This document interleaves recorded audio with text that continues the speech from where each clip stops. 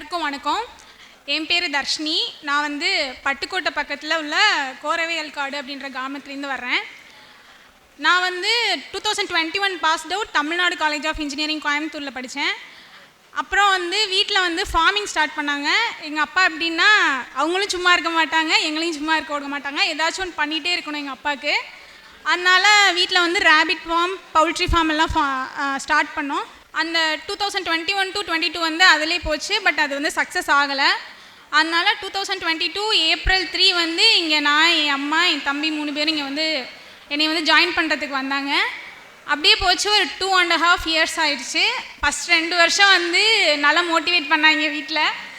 அப்புறம் கடந்த ஒரு 6 மாதமாக வந்து எல்லோரும் கேட்க ஆரம்பிச்சிட்டாங்க, இன்னும் படிச்சுட்டு தான் இருக்காங்களா அப்படின்னு.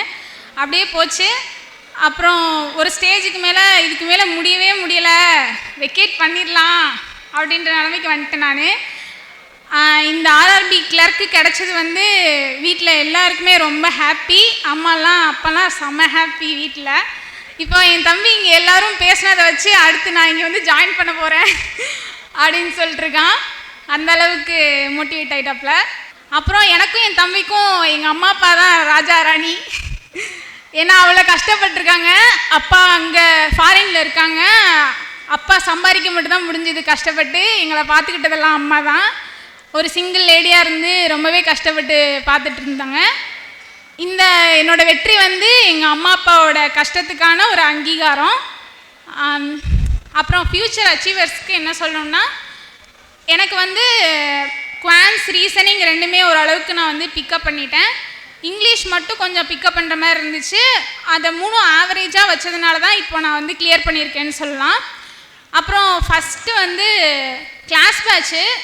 ராஜா சார் வந்து கிளாஸ் பேட்ச்சில் என்ன சொல்லி கொடுத்தாங்களோ அதை மட்டும்தான் இப்போ வரையும் நான் வந்து ஃபாலோ பண்ணுறேன். என்கிட்ட டவுட் கேட்குறேன் என் ஃப்ரெண்ட்ஸ்க்கும் நான் சொல்லி கொடுத்துருக்கேன்.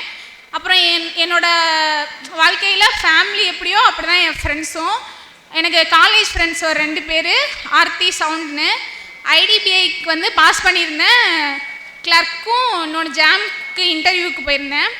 2த்துக்குமே வந்து என்னை ஃபுல் அண்ட் ஃபுல் பார்த்துக்கிட்டது என் ஃப்ரெண்ட்ஸ் 2 பேர் தான். ஒருத்தி வீட்டில் இருப்பேன், ஒருத்தி என்னை கூட்டிகிட்டு போவான். எங்கள் வீட்டில் என்னை எங்கே வேணாலும் நம்பி அனுப்புவாங்க. ஸோ 2 பேருக்கும் தேங்க்ஸ். அப்புறம் இங்கே கிடச்ச ஃப்ரெண்ட்ஸ் வந்து ஒரு ஈகோவே இருக்காது யாருக்குமே.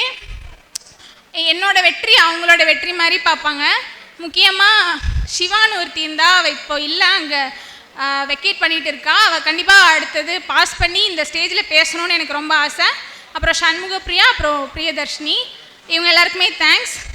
அப்புறம் ஃபஸ்ட்டு காடுக்கு நன்றி, அப்புறம் எங்கள் அப்பா அம்மாவுக்கு நன்றி, அப்புறம் என் தம்பிக்கு நன்றி. எதாக இருந்தாலும் எங்கள் அப்பா அம்மா இல்லாதப்ப என் தம்பி எனக்கு வந்து ஒரு சர்டிஃபிகேட் எடுத்துட்டு வரத்துக்கு காலைல பஸ் ஏறி என்கிட்ட கொடுத்துட்டு திரும்ப பஸ் ஏறி போயிருக்கான். அப்புறம் நிறைய உதவி பண்ணியிருக்கான் என் தம்பி. தேங்க்ஸ் ராமதேஷ். அடிக்கடி என் பொண்ணு சொல்கிறது, ராஜா சார் மாதிரி யாரும் வரமாட்டாங்கம்மா, ராஜா சார் தான் ரொம்ப, அவர் இல்லைன்னா அங்கே படிக்கவே முடியாதுங்கிற மாதிரி ரொம்ப அடிக்கடி சொல்கிறது ராஜா சார் தான். நான் எங்கள் வீட்டுக்காரர் வெளியில் இருக்கார், எல்லாத்துக்குமே நான் தான் பாப்பாவை கொண்டாந்து விடணும் போகணும். ரொம்ப கஷ்டப்பட்டிருக்கேன். எங்கள் ஃபேமிலியில் யாருமே கவர்மெண்ட் போஸ்டிங்கில் இல்லை. பாப்பாவுக்கு வாங்கியிருக்கிறதுனால எங்களுக்கு ரொம்ப நன்றியாக இருக்குது, பெருமையாக இருக்குது. அப்புறம் என் கூட பாஸ் பண்ணியிருக்க எல்லாருக்கும் congratulations. Thank you. Suresh IAS academy, வெற்றியின் முகவரி.